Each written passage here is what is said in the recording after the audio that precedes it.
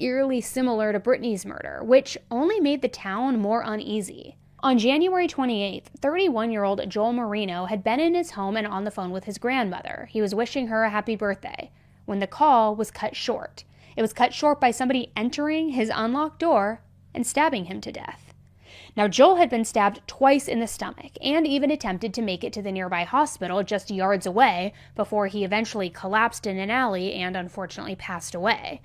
Police investigated over 175 tips, and they combed through over 3,000 mugshots of potential perpetrators, and they identified 200 suspects. A $30,000 reward was posted for any information leading to the arrest and conviction of Joel's murderer. But the case was still open, and it was unsolved. This even by the time that Brittany was murdered. Now, that was 2 separate murders within months of each other. Both people were inside their homes where they thought that they would be the safest, when then somebody unexpectedly entered, and then both people were stabbed to death. So was this community looking at a possible serial killer? The fact that investigators wouldn't share much information made people assume the worst. People started locking their doors and carrying weapons like they weren't safe inside their own homes. Not to mention, the previous summer in 2007, another college student named Kelly Nolan had disappeared after a night of bar hopping. Her body was found 16 days later in a wooded area. Investigators believed that she had been kidnapped, taken there, and then killed. By the time of Joel and Brittany's murder, that case was still open and, as you would imagine, also still unsolved. To this day, her family is still searching for answers.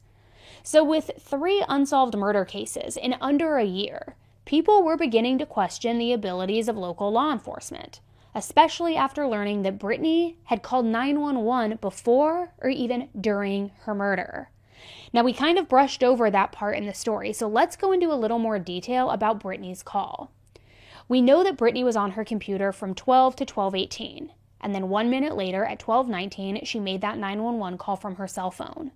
The 911 dispatcher was a veteran operator who initially told investigators they hadn't heard anything on the other end of the line. They claimed that they had asked repeated questions that all went unanswered, and then when the line went dead, they ended the call. During the first 2 weeks of the investigation, the operator claimed that they made a callback and that when they did, 2 men had answered the phone. They said that they had called by accident and they didn't need assistance.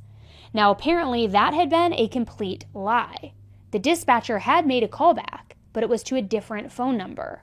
No callback was ever made to Brittany's phone, and the dispatcher never sent police to investigate, even though the police station was literally blocks away from the apartment.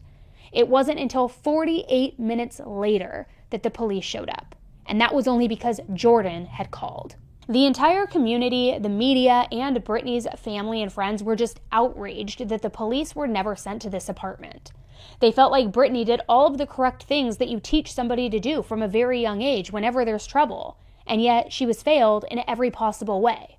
Nobody came to help her until it was far too late.